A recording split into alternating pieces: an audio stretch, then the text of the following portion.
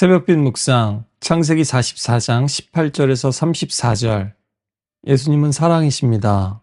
십자가는 예수님의 사랑을 가장 잘 드러냅니다. 그러나 십자가뿐만 아니라 또한 예수님의 모든 말씀과 행동이 사랑이었습니다. 예수님은 사랑이시지만 그렇다고 모든 것을 덮어두고 사랑하시진 않았습니다. 마치 오늘 요셉이 형제들의 죄악을 드러내듯이 우리 예수님께서도 그러셨습니다. 그러나 그리고 우리를 정죄하신 것이 아니라 그 죄악을 친히 감당하셨습니다. 오늘 이야기도 그런 하나님의 사랑을 잘 보여줍니다. 사랑은 죽음보다 강하고 모든 것을 이기기도 하지만 사랑한다는 것은 스스로 약해진다는 것을 뜻하기도 합니다. 상처받을 가능성에 자신을 노출시키는 것이죠. 요셉은 베냐민이 종이 될 것처럼 말하면서 시기하고 미워하던 형제들 가운데서 진정한 사랑이 있는지를 찾고자 합니다. 그리고 오늘 유다에게서 그런 사랑을 결국 발견하게 됩니다. 모두가 두렵고 도망치고 외면하고 싶은 이 순간에 유다가 앞으로 나섭니다. 유다가 요셉에게 가까이 나아갑니다. 오늘 유다의 말도 중요하지만 먼저 그의 움직임에서 뒤로 빼지 않고 앞으로 나아가는 한 걸음에서 물러서지 않는 사랑이 보입니다. 유다는 최대한 예를 갖추어 말합니다. 주는 바로와 같은 분입니다. 요셉이 자신과 형제들을 살릴 수도 있고 죽일 수도 있는 자리에 있다는 것을, 권력자라는 것을 인정합니다. 그러나 그 권력자 앞에서도 동생을 위해서 담대히 나섭니다. 물론 예전에도 유다는 앞장섰습니다. 요셉이 구덩이에 있을 때 유다는 요셉을 파는 데 앞장섰습니다. 그러나 이제는 동생 베냐민을 살리기 위해서 앞장섭니다. 차분하면서도 절박하게 호소합니다. 생사를 건 탄원입니다. 유다는 논리적으로 법적으로 따지면서 말하지 않습니다. 오늘 사실 유다가 하는 말의 대부분은 요셉 자신이 했던 말, 아버지 야곱이 했던 말을 마치 따옴표 하듯이 가져와서 많이 이야기합니다. 그것이 중요한 이유는 내 생각을 앞세우기 이전에 먼저 상대방의 생각을, 또 아들을 잃었을 때 아버지의 마음을 이야기하고 있다는 것입니다. 그리고 그것은 상대방에게 관심을 가지고 경청할 때에만 가능한 것입니다. 수많은 대화를 우리가 다 기억할 수는 없죠. 그러나 상대방에게 가장 중요한 것이 무엇인지에 대해서 알려고 하고 마음에 담아두려고 하는 것, 여기서 사랑과 사귐이 가능해집니다. 당신께서 먼저 아버지가 있느냐 아우가 있느냐 물으시지 않았습니까? 요셉의 말을 환기시키고, 우리에게 아버지가 있는데 연세가 많으신데 막내 아들이 있는데 그 어머니는 돌아가시고 그 어머니가 낳은 영은 죽어서 아버지가 그를 너무너무 사랑합니다 라고 하죠. 아버지가 그를 특별히 사랑한다는 말은 놀라운 변화입니다. 앞서 형제들은 아버지가 요셉을 특별히 사랑하는 것을 견디지 못했죠. 아버지가 요셉만 사랑한다라는 것이 그들의 질투와 분노의 이유였습니다. 그런데 이제 유다는 아버지가 베냐민을 특별히 사랑한다는 사실을 인정하고 그것 때문에 미워하는 것이 아니라 아버지가 동생을 특별하게 사랑하기 때문에 동생을 보호하려고 합니다. 오늘 유다의 말에서 아버지라는 말이 14번이나 나옵니다. 오늘 이 사건을 진실 공방으로 가져가는 것이 아니라, 자신들의 결백을 증명하는 것이 아니라 아버지를 생각해달라고 호소하고 있습니다. 아버지가 막내 동생을 그렇게 애지중지 여기는데 당신이 반드시 그 동생을 데려와야 한다고 해서 데리고 왔는데 이 동생을 다시 데려가지 않으면 아버지는 돌아가실 겁니다. 이 아이의 생명과 우리 아버지의 생명이 연결되어 있습니다 라고 합니다. 죄는 사람들을 분리시킵니다.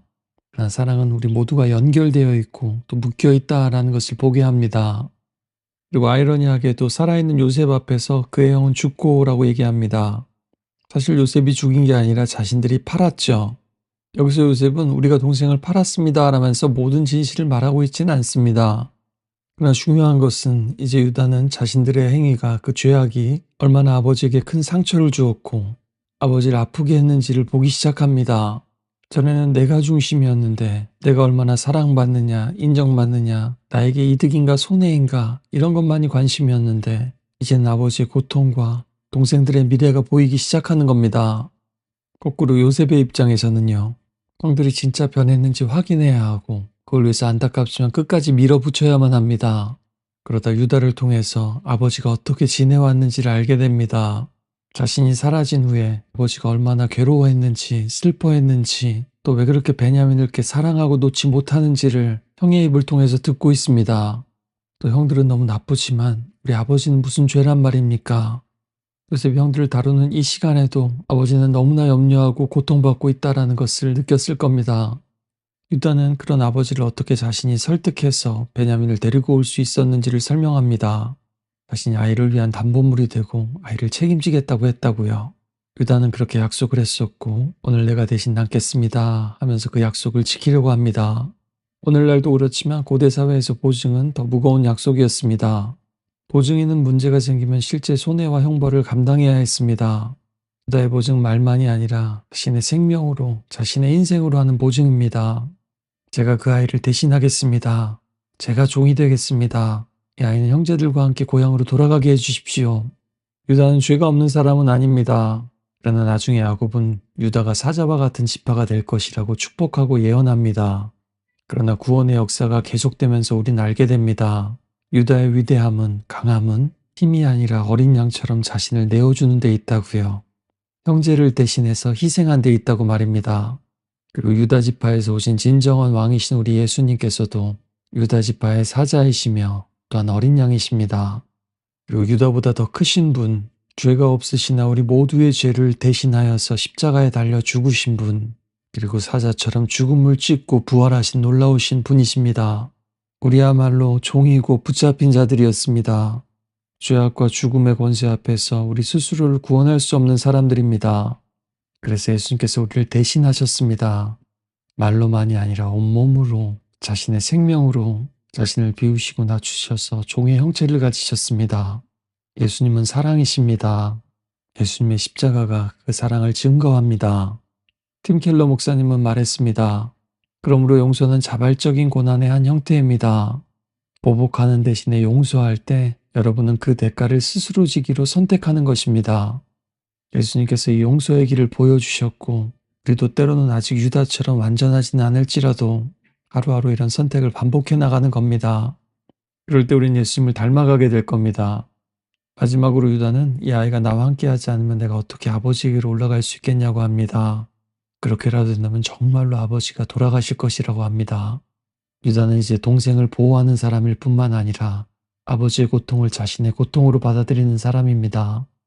우리에게도 소망이 있습니다. 우리 자신의 고매한 인격과 성품이 아니라 우리의 결단과 의지가 아니라 유다를 다루시고 형제들을 다루신 그 하나님이 바로 우리의 하나님이 되신다는 것이 우리의 소망입니다.